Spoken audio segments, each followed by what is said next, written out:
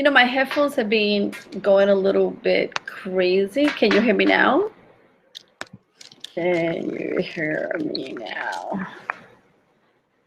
Um, Hi, Deborah. Please, I hope everybody can hear me. Yes, thank you. I literally just got these headphones because I don't know if you guys know, but I'm deaf in one ear. What do you mean no visual? There is a beautiful screen there. All right, let me get rid of the graphic. Hi everybody. Um, so I have not me. What William? What's going on? Alexina, me too. What? Yes, you can hear me. Um, there was a graphic going on. Can you see me now? Can you see me? Let me know. Now I see you. Hi, Deborah. Is this D Deborah? Is this D or is this a different Deborah? Is this San Francisco Deborah? Hello, Maggie. The visual at the moment is me. Yes. So as I was saying, I'm deaf in one ear. I literally woke up one day deaf. It's a story, and so I'm always using headphones because on the phone it gets tiring to hear from one side, like it gets hot and blah blah blah. So these are like literally I just got these like a month ago, and already they're not working well. Bad. I only have screensaver visual. I have no idea what that is, Maggie. What is a screensaver visual? Is it telling you that look, other people can see me? And thank you, Tanner, about the beautiful face. This is like wet hair. I went to the gym and stuff like that. So we're gonna wait just for one more minute before we get everybody in the room. We have about 30 people already in, but we got a big turnout. We had over 100 people sign up because we're talking about guests. Okay, so Maggie, you need to reconnect per William. William is telling us free get class. Oh, Maggie, I'm gonna say reconnect, refresh, because we're live. We're going on. We're on. We're here. So now, everybody, where are you from? We are Deborah Jones. I love it. She's like, people, let's move on. We're just waiting one more minute for people to sign on. You know how it is sometimes. Oh, Pablo from Salamanca. Okay, great. Sorry, with no extra phone in my bag as Alex in Paris hadn't offered. Oh, I know, Alex. I love Alex. And actually, guys, I'm going to the Airbnb open. Oh, okay. So we have Canada, Medford, Long Beach, California, and Sacramento. Astoria, New York City. You're like right there, neighbor. Slovenia, Europe. Oh, you contacted me, Vijana. Yes, and I have not sent you an email because of today, so I'm gonna talk to you about it later. Wendy from New York City, Alexina from San Francisco, so I am going to the Airbnb open. Is anybody else going? Because we're gonna do a little meetup over there. I just sent in my host educator application. I am hoping to be able to teach. So, and if you tweet or anything like that, please tell them, hey, we want Evelyn. Let Evelyn teach a class. My class last year was really, really good. So, a lot of people saw it. It was so we are going to get together, Fiona.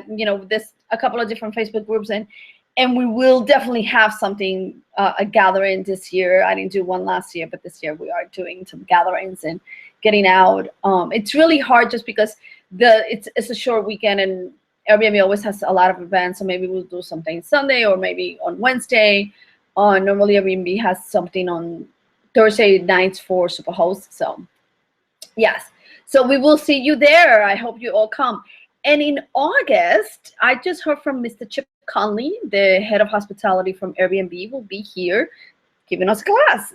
Yay. So I'm really excited about it. Oh, Pablo, muchas gracias. Yes, I do hope to be there. So if not, I'll if they don't tell me they don't want my class, I'll teach it anywhere. Yes. So, all right. So I'm going to share my screen. So you're going to stop seeing me in my pink blouse. And I'm going to go share screen. And here it is. And share. I know, Chip. I know. I'm so excited that we're getting him again. I like his classes. He's so good. He's such a good teacher and everything else. So tonight, my dear hosts, all of you guys from Australia to Los Angeles to New York City, we are talking about dealing with a difficult Airbnb guest. It is Sunday, and I am so happy and thrilled that you're here. I do appreciate you, and know that I know that you're giving me your time. So I hope you get some of value from here. As I've stated in the past, and just in case you don't know, I started working as an Airbnb host in 2010 when the economy shifted. I started speaking about the Airbnb in my life as an Airbnb host in 2012. When Airbnb had contacted me and were like, oh, hey, we want to tell your story. So, and then in 2014, I created a consultation to talk to you guys hosts because I spoke way too much about Airbnb, and it was sort of like, this is just perfect. And in 2015, I had the pleasure of being at the Open, and I'm hoping to add a 2016 slash there to say that I'm at the Open again. Like always, this is not an Airbnb sponsor event. They know about me. They know that I do them, but this is not from them. I would love if you don't multitask, unless it is that you're telling somebody on Facebook, hey, come on over to Evelyn's class, all right? So now, this is something that I just read in Paul's, I have her book, I have Marie Kondo's book, but not every person you meet in life will become a close friend or lover. Some you will find hard to get along with or impossible to like. But these people too teach you the precious lessons of who to like, so that you will appreciate those special people even more. And I think that's the same thing with our guest. We are not going to like every single guest. Sometimes they don't do anything wrong, but we just don't vibe correctly, especially when we live with our guests. So, but they will teach us things. So even a guest that you do not feel a connection to, understand that they will teach you a lesson, even if it means to appreciate the ones that you connect with, okay? So now we're going to talk today about from inquiry, a guest already at your home, and how to go about reviewing them, all right? I believe the chat room is still open and people are still signing on, but we're starting our class, okay? So now inquiry, this is when you get, it's not a reservation, it's just an inquiry, and you just get one sentence, and it said, is your space available? They don't say anything else. They don't tell you who's coming, who's going, or anything like that. And you're sort of like, hey, can you tell me more than that? Or the profile is a dog or something just as crazy where you have no way to figure out who they are and if you want them in your house. Now, my recommendation is not to turn them down. It's actually ask a question and communicate with your guest. Tell them, hey, can you fill out your profile? Can you tell me a little bit about you? I actually have a template on the Airbnb messages where it says, thank you for your inquiry. Please, can you tell me who you are, who's your traveling partners, and what you're coming from New York for, okay? So, don't discard a message like that as if like, oh, they're just bad guests, because there might not be. They actually could turn into really amazing guests. They just don't know the protocol and they have not been taught. Remember, this is a new system for us. We've been doing this for a while, but for a lot of people and a lot of guests, this is something totally new, and they don't know how they have to behave in reference of communication. So don't turn them down, communicate and see, and just take it from there. Now, what happens when they're telling you a fuller message and it's just full of red flags, okay? So we're coming for a bachelor party. We're quiet, nice fellows. Your place is 4 maximum, but there will be 6 of us. Don't worry, some could sleep on the floor. We're just gonna listen to some music and celebrate. So already you have a bunch of red flags over here. Hopefully they're not doing the bachelor party at your house. They're doing it someplace else. And they're already breaking some rules because you're like, maximum is 4, and they're thinking that 6 could fit.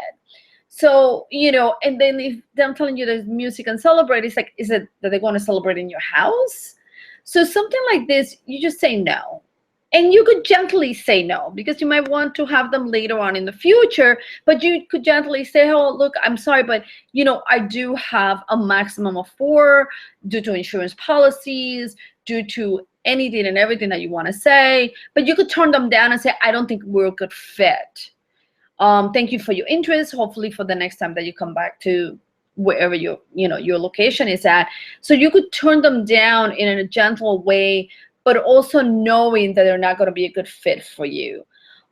This happened to me just not that long ago, with some young man from Harvard.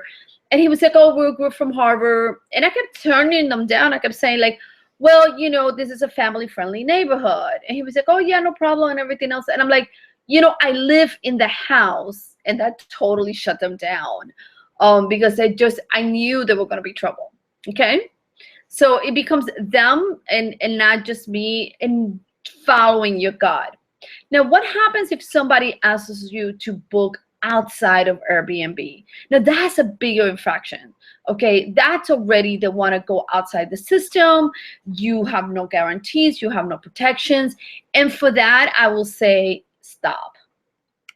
Contact Airbnb and flag the message. I do not go outside the site. Even if someone is coming to me that is not an Airbnb request, let's say, for example, if they found me through Facebook, or they found me through my own website that I have, I send them to Airbnb and book through Airbnb. The percentage that I pay gives me a big peace of mind. I don't know if you guys are part of the Facebook group, the hosting journey, but someone had commented how this one particular guest, he had booked it from another site who doesn't pay you directly. You collect like a 50% upfront, and then they pay you when they arrive. Well, when the guests arrive, he didn't pay him in full, and they stayed, and the guy lost his money. He chucked it to, oh, it's the way of doing business. But, that would be really upsetting, at least for me. I would be really upset if somebody was staying at my house and had agreed to pay me, and they did not pay me what we had our agreement. All right. So outside the site already creates a lot of troubles. Do not go outside of it. Always stay protected by, Big Brother Airbnb. Okay. Now, what happens if you guess it's already at your home? The inquiry went well, the reservation was smooth, and now they're home, and they show up at your door with an extra guest or a pet, and you don't take pets, or they never leave your home. Okay, I just had a guest that did this, and I was not a happy camper. It was a family, and their 21-year-old son decided not to leave the house. And so he was running the air conditioner all the time, 24 hours. And even though they have their own private space, living room, I just don't like having a person here during the day because I work from home. Or what happens if they use your kitchen and your house rule is not to use the kitchen, or to use it for just heating up? Or they actually break a rule, like smoking or bringing somebody stranger. So you're seeing red. And believe me, this was me with that particular guest. I was not happy. But what you have to do is calmly inform them of your house rule. Let them know that they're breaking a house rule, and not just communicate with them in person, but also on the platform. Send them an email and reiterate what you just talked about in the house rule that they broke, or how you like your home. It is a way for us to set up boundaries and to enforce our house rules. It is our home after all. And some people are not a good fit for an Airbnb. So, but I know we see red, and look, the beauty of it is they're going to leave. They're not going to stay with you forever. Okay? So, know that. And if anybody, I just want to make sure that everybody's here in the room. I'm not seeing any chat, and I want to make sure that we're still here and present, and everybody can hear me. If anybody can say yes, so we can hear you. My last comment is from Alexina saying, "Ooh, ship, hey, yay!" So my dearest guest, my dearest host, if you can just comment on the chat. Oh, there we go. We got all good. Yes, perfect. I'm glad. Okay, great, great. Thank you so much, guys. It's just you guys were too quiet. All right, so calmly inform them. Look, it's really hard, and I know because you're upset. It's your home, and they're especially when you live with your guests. It's really hard. Believe me, I had a couple of incidents with them, not just because of the kid, or I mean, it's not a kid, the young adult staying at the house the whole day, but also like they wet the floor, they wanted to do the laundry every day. So there was a lot of stuff that we had to like negotiate and work through. So, you know, make sure that you are very clear about that, and calmly. Remember, they are staying at your house, okay? And hopefully they're not breaking a rule maliciously. They're just doing it because they're people, okay? Now, one of the things that will help you is to have very clear house rules, and not just to have them on your listing, but also to have them in your house, on your house manual. You guys know that I'm a firm believer of the house manual. It's sort of a great tool, and I know there's some digital ones out there, but I always like something hard and for people to be able to see it as a visual element. And I reiterate my house rules there, and for the most part, I actually do go through them again when they check in. What I actually do ask them is, you know, does anybody smoke? Because that's a big one for me. And so if they say yes, I'm like, hey, just to make sure this is a smoke-free home and you can smoke but outside, you know. So I just have to reiterate them. They usually don't read the, you know, Janet, they actually, mine, they do.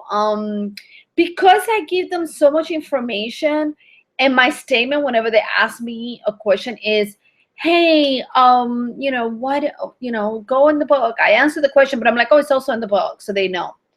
Complain I didn't have enough house rules. Okay, Alia, that's a new one, that you did not have enough house rules. But look, having a house rules that says, oh, treat my home like yours, or I want you to have a good time, or respect my home, it's not a house rule.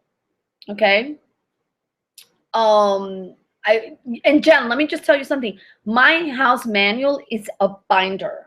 It's not 3 pages. It's a book, but it's a book that has beyond information than just the house. So it has information about the neighborhood and how to get to different tourist attractions. So it's an incentive for them to look in it. I just don't have information about the house. So I have like restaurants and how to get here and how to get to Dumbo and how to get to the city and where to go there and things like that. So it has this incentive for them to look at the book. And believe me, they look at the book. The pages, you know, have to reprint it every so often because they do get torn and things like that. But they do use the book a lot. All right. So it's not, don't make your book to be just about the house. But if you have additional information about your neighborhood, where to go, what to eat, any tourist attractions, things like that, it will give them, and it will incentivize them to read the book. Okay. And also then just reiterate the house rules when you're doing a check-in. If you're doing a check-in, personal check-in. I know that when I'm not doing a personal check-in, if I'm not checking in my guests myself, if they're checking themselves in with keys in the lockbox, the house rules tend to be a little bit more like, oh, you know, they probably didn't read them, especially the recycling, which is really a big deal here in New York. Okay, so now you had a bad guest, and now it's time for you to review them. And I know you're upset because I get like that. So what I normally do is I wait a couple of days. I wait until probably my next guest to come in, and for me to calm down and to get out of being the upset space. You know, yeah, Maggie, that's a great idea to have a checklist when checking in somebody. So you are yourself checking yourself that you talked about everything. But you're reviewing your guests, so wait a while. Don't sit down as soon as they walk out your door and write it out. Just wait and just get a second opinion after you write it. Write a review, give it to someone else. Something that we do on the Facebook group is that we actually share a complicated review with our peers. So like that, we say, you know, that we get someone that's in the industry and understands our point, Is it, are we going too personal? Are we too emotional? Are we giving too much information? So get a second opinion, okay? State the facts. They broke a house rule. Not, they disrespected my home because they smoked. That's more of emotional. So just say they broke a house rules, they smoked in my house, or my house is a smoke-free zone. So you state those things, and so like that, the emotional part, it's taken apart, it's taken away. But be honest. Please review your guests. I know of hosts that feel like, oh, I don't really want to tell people, but it's like, if you will not welcome this person again in your house, please let the other hosts know. It is our responsibility as hosts to tell anyone else how this person behaved in your home, because they're going to do it again and again and again. I had a guest who just had left 2 guests back, and they were a little bit messier than my other guests, and I mentioned it. I don't know if they were expecting a daily cleaning person, but like they left dishes in the sink every day and things like that. Now, the interesting thing is, in their review of me, they mentioned, that they wish the kitchen was cleaner, but it was them dirtying it. I made sure my kitchen is clean. So, oh, I'm sorry. Jeanette said that she waited for Airbnb, was helping him with the issue, and I missed the 14-day deadline. Yeah, you have to make sure that you go into those 14 days, but you have to review them honestly and have someone else read the reviews, so like that there's an impartial part of it, okay? So be honest in your review and say, look, this person might be better for a private apartment, or it might be better in a hotel, or communication wasn't the best. Whatever it is that you feel they broke a house rule, and that's not a feeling, that's a fact, mention it, okay? So please be honest. This is really big one for me, okay? Now, remember this. I have forgotten my rave reviews and memorized my vicious ones. What happens if your guest reviews you and it's a negative review of you, right? So you haven't had a great relationship with this guest, or you have, and they have a bad review out there for you. You need to decide if you're going to respond or not respond, okay? And that's a big, big decision, okay? Tina's asking about the Facebook group. It's all, I mention it all the time. Tina, I mentioned it on if you go to the opt-in page of this class, it was in there, and just click. It's called the Hosting Journey. So it's a closed group. It's not a secret, but it's closed, okay? They might not have realized what they were doing wrong. Well, Jeanette, it depends on what was it. Jeanette is asking, if you have not communicated the problem, is it fair to put in the review? They might have not realized what they were doing wrong. So the whole thing, what happens is this. If they broke a house rule, they know they broke a house rule. I mean, if they smoked in your home and you have a smoke-free home, they know they broke a house rule. But like, let's say if communication was not great, they know this. Look, if it's the guest that, doesn't tell you when they're coming or when they're going, if they don't really have anything, you just say, oh, I wish communication was a little bit better, or they were a little bit messier, or something like that. So yes, there's things that you could say privately, but there's some things that you have to say in public. You have to tell them. No, okay, so Fiona said, my guest who broke my house rules and I eventually had to ask them to leave. I mentioned that they will be more suited to be a backpackers who tolerate smoking, loud partying, and excessive drinking. Exactly. And some people are fine with that kind of guest, but we're not. Some people are not. So, for you to tell, you could say, look, and those are great, so that's a great statement. And unfortunate part is the guest can close down their account and open it up again under another email. So that's really unfortunate. It happens. But just to let you know, it does happen. So, that has happened to me. I've given a bad review to somebody and they closed their account. So there's not much you can do. Now, so the first decision you have to decide if you're going to respond to a bad review or not. And if you are saying yes, I'm going to say again, wait. Okay? You're going to wait some time before you answer that review. Do not just shoot something out and send them, state the facts, all right? And get a second opinion one more time, okay? So I would say the same thing when whether you're writing a review that is not a great review, and whether you're responding to a non-positive review, you do those things. You wait, you state the facts, you get a second opinion, okay? Now, this is a guest that I had in my house, and it's not the best review of them for me. They smoked in my home, and I called them on it. And I actually even called Airbnb, and I found this out when the day they were leaving. So, you know, they innocently tried to paint themselves as like, oh, you know, the host was very sweet and welcoming at first. She had said some things that me and my group were kind of scared by, and we were kind of astonished. I don't know what those things are.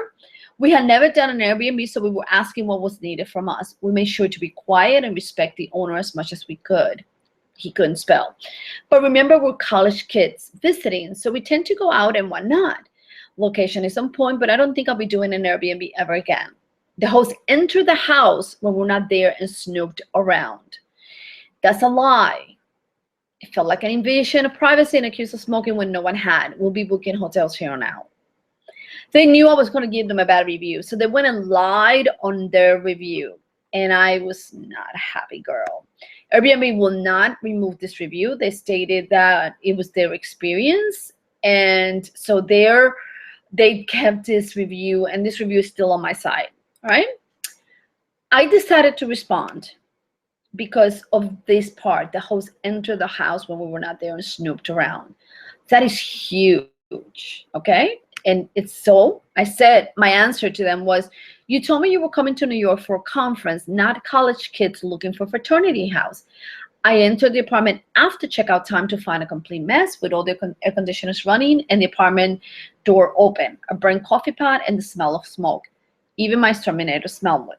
I agree, you're better suited for a hotel experience. Mind you, you could feel I was still pissed, but I tried to be factual. Saying, you know, this is what you stated. This is now what my home is. And then I told them exactly what they were. I mean, and mind you, they were not college kids. They were, you know, they were young adults, and they were actually coming to New York for a conference. Or at least that's what they told me. You know, this whole like, we're college kids. It's like, what are you? You know, no. And the funny thing is, he has contacted me off the side to come back again to my house, and I confronted him. I was sort of like, you lie. You said that, you know, I entered. He was saying, no, well, you know, blah, blah, blah. And then I'm like, you guys are crazy. I don't want you in my home again. So yeah, guests can be crazy. All right. So do not be hostage to a review. Remember that they are a review. Yeah, Wagana is saying college kids can do anything so freely. Yeah. And for him, he said, we didn't smoke in your house. We use vapor. And I'm like, yes, you did. You smoked. Okay. They agreed to do it because the guest violated multiple rules. And Deborah's saying, and I'm stating what you're writing because when the replay, the person that views the replay gets to read your questions. And so they asked me to actually read you guys what I was commenting on.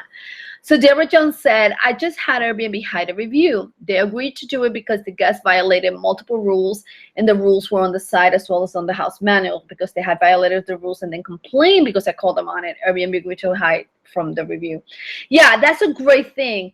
You know, Deborah, unfortunately, because they smoked the day that they were leaving, and I called Airbnb, and Airbnb was sort of like, well, you know, there's two sides to everything. And I'm like, I smell smoke, dude, and it's pot. It's not even cigarette. And I had guests arriving that same day. So, but they say it was their experience. So they kept it. So don't be a hostage to a review. If someone tells you, if you don't do something, I will review you badly, that's extortion. You can contact Airbnb and they will take care of it, okay? Do not allow to say it.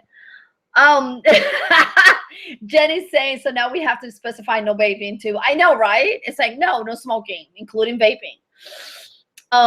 So, you know, remember, if any guest ever tells you if you don't give me a discount, or if you don't allow me to do something, I will give you a bad review.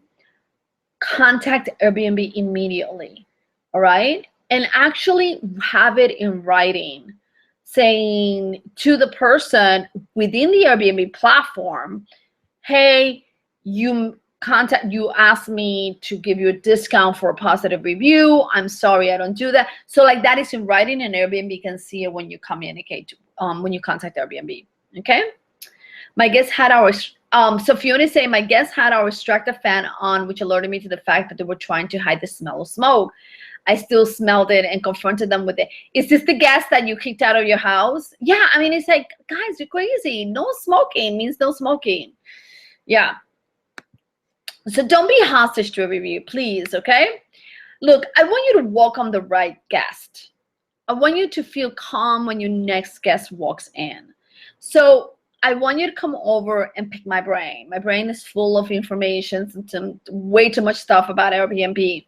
So I want you to talk, we could talk about maximizing your price, how to get your best photos and captions, the headlines and names, how to go about your house rules, how to write the best house rules, and much more. Believe me, we could talk, an hour's not enough sometimes to talk about Airbnb. And what I do is you come over and I get a report. I ask you to fill out some application, some information, and then I get that beforehand. So when we talk, I'm already prepared. I'm not seeing your listing for the first time.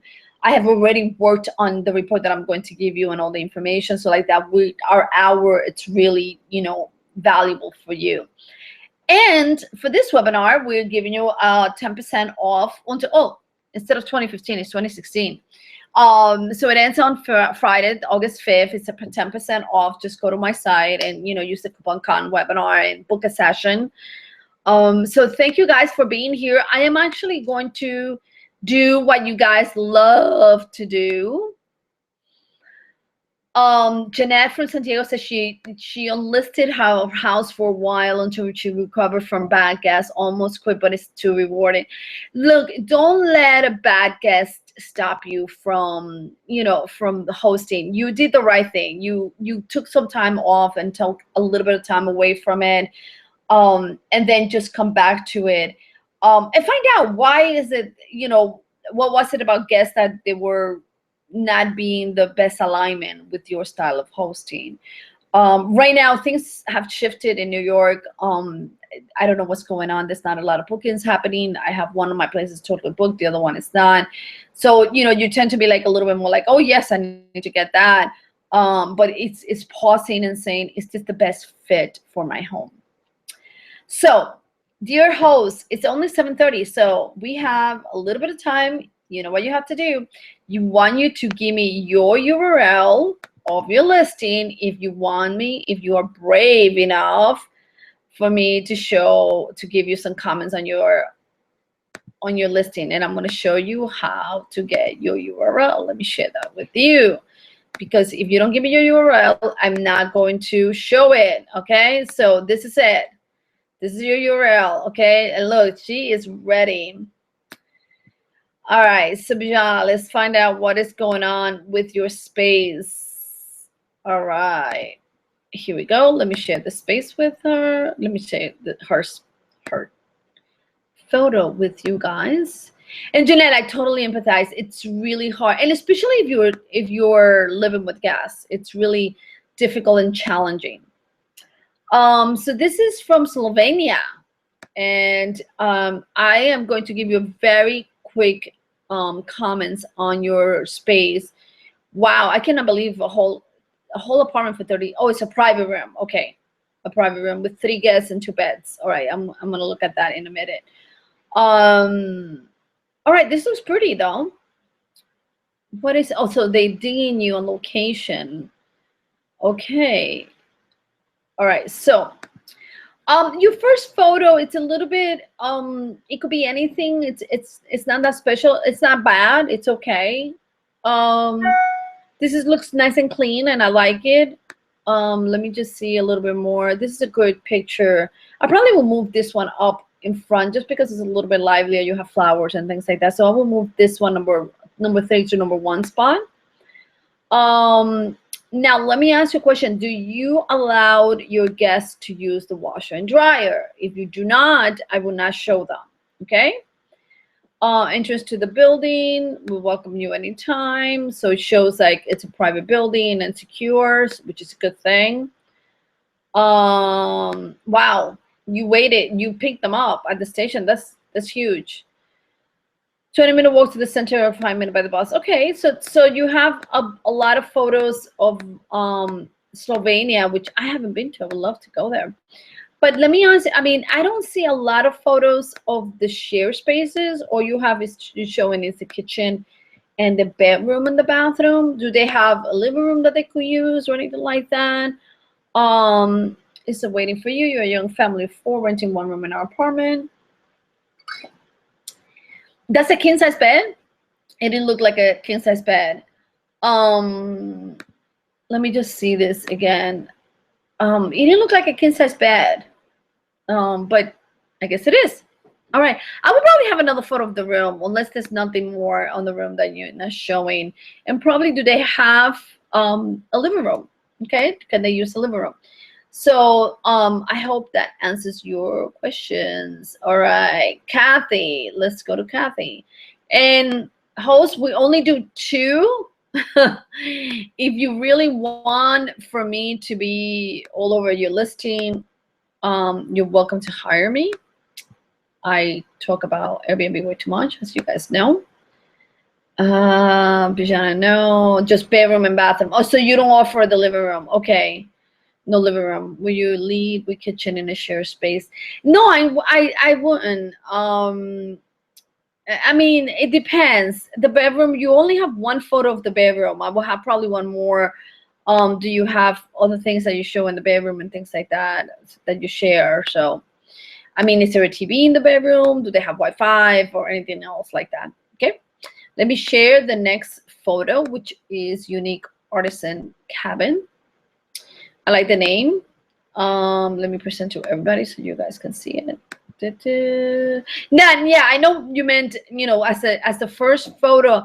What happens is, a photo of a room is just a photo of a room. And the photo of the kitchen, this third one was not bad. It was okay. So it could be different. Excuse me, different enough. All right. You have 38 reviews. I always like to see where is it that people are location and value. That's always so hard. Okay. Your first photo, because notice it gets cut off. All you're seeing is really the flowers, which is pretty, but your second photo is the same thing. So it's a path. And I will not, in your third photo, again, you're using a lot of photos to show me the front, the outside of it. I would have stepped inside the cabin. I have stated this before. Your first 6 photos, I want to show you something, guys. You remember, you see them here, and so basically you're giving me the same, no new information on your first 4 photos. The path, the house, the outside of the house. Show me something different. Show me why should I be staying at your place, okay? I understand that is, a cabin in the woods. I think we got that. So comfortable. I like this. This is really pretty, and I like the colorful quilt. Seating arrangement. I'm sorry. I'm area under the skylights. Okay, that's pretty interesting. Oh, I like that. Okay, so you see, this is a unique feature. You have like this claw bathtub, foot tub, and I will put this earlier. It's buried in the bag, so they might not get to it. Maybe you take this photo again. Because you could tell anyone that knows bathtubs, they know that this type of tub is already bathable, so you don't have to see it. But I like the windows. So if you take this photo, which you took it vertical, and put it horizontal, it will look better. And I would just use that 1 photo. Okay, small loft with the twin bed. You can barely see what it is. Okay, oh, that's the ladder. It's a good thing that you're showing it. That is a scary ladder, by the way, guys. What you were saying, how many you could look at, how the baby's helping me type. All right, so That is a scary ladder. I just want to say that it's really I will not be able to stay there on top on that ladder on the loft bed. Relax under the trees, a local residence. Ooh, I like that. That could be up ahead just because it's something different. People don't really see owls. And you know, I love chickens. My God, I love chickens. I need chickens. Okay. Of a farm. Do you offer tours? Or this is something they could do in your neighborhood? So you know, I will. Okay, so there's some things that you're missing on your images. You're missing like the kitchen image is not the best because it's sort of I'm seeing it. Getting covered. It's getting cut off. So basically, this is like a one room cabin, right? And you have the second room is a loft. I will recommend also probably to use a floor plan. So if you, Kathleen, I would say just use a floor plan just so that people can get an idea. Okay. Check-in is 3. The bathhouse offers overnight travelers. So now you are using 2 different names. You're using artisan cabin in the woods and you're using the bathhouse. My recommendation is for marketing is to stick with one name, either the bathhouse but you see for me, bathhouse makes me think of New York and places where you're doing, you know, bathhouses and things like that. I am so sorry. Somebody's knocking at my door, even though hopefully they have keys and they rudely are doing this. Really. Sorry guys. So I would say stick with one name. A bathhouse for me makes me think of the places in New York that are sex places. So I would probably use the artisan cabin. Okay. Very small, so hard to get good photos of some areas. Well, yeah, but you know what? I did a photo class and there's some good tips in there. So Kathy, I'm gonna say, give it a shot or hire a photographer. Give them some time. All right. Jen, you like that the idea of I knew you would. You see, you people. Now value. So you're getting dinged on value. You have to find out what other people are doing. Look, I know that prices are something really touchy and we think that we need to get more and things like that. But, you know, you got to figure it out. It's a consensus. It's really hard. Value is such a hard thing to be reviewed on. Okay. So I hope that, I know, right? Is it that we live in the city too much? Bathhouses. Ooh. Okay, so do you guys have any questions? Guys, August we're gonna have Chip Conley on a webinar, and August 15 I will be announcing it very soon. I just want to get down the time with him, and also I'm going to be teaching a class called "How Much Is That Guest Costing You?" It's all about money. And I'm going to be offering a new course, which is a financial strategy for your Airbnb. It's going to be introductory price for all of you guys, but it's going to be all about a strategy on money, because sometimes we think like, oh, should I do this renovation, or when you know, how many sheets do I need, or what kind of renovation should I do, what will be my cost effective things. So I want to talk all about money, but I want it to be a very private class. So it's going to be a paid class. The first class is not going to be paid, but then the course itself is going to be a paid course, because I'm also trying to get some guest speakers and things like that. So it's going to be a course. Yay. So I hope to see you guys there. Do you have any questions? Anything? The chat room is sort of like not chatty tonight. Don't you love how loud my door is? My door is loud. Well, what do you do when your guest is so pleased when leaving but leaves you and that's a great review? There's not much I can do. There's not much you can do about if your guest doesn't leave you a great review. One of the things that I know some people do is that they tell the guest, hey, can you reviewing me, you know, the importance of a review. Can I review this webinar? Was it recorded? Yes, Deborah Jones, it was recorded and you can see it later. Can I see this later? Yes, it's going to be up live for about 48 hours or so. But yes, it's going to be live. Okay, and you will be getting the recording of it and the replay, because I was just making Sue, man, you're making 2 new bookings. That's great. I have a booking that I'm hoping that it books, because it's like 12 days in August, which is like yay, yay. But thank you so much for being here one more time. Like always, I love you. I see you guys on Facebook. You know, I'm hanging there way too much. I'm on Facebook way too much. All right, but I will see you guys there, and have a great evening. And thank you one more time for being with me this Sunday night.